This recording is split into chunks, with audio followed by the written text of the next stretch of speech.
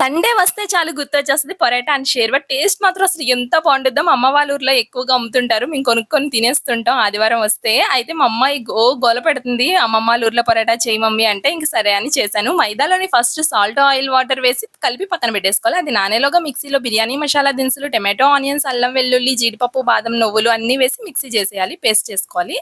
అన్నీ తక్కువ క్వాంటిటీలోనే ఎయ్యండి మషాలాలు.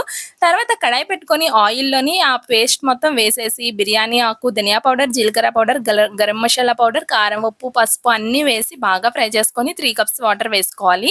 దగ్గర పడే వరకు బాగా మరిగించుకోవాలి. టేస్ట్ మాత్రం అసలు సూపర్ ఉండిద్ది. తర్వాతొచ్చేమో మళ్ళీ ఇలాగా రొట్టి అంటే నేను 2 పరోటాలే చేసుకున్నాను. ఎక్కువ క్వాంటిటీలో చేయలేదు. మైదా పిండి ఆరోగ్యానికి అంత మంచిది కాదు కదా! అందుకే తక్కువగా చేసుకున్నా.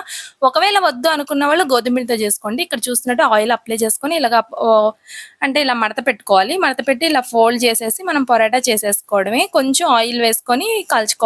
టేస్ట్ మాత్రం అసలు సూపర్ ఉండుద్ది.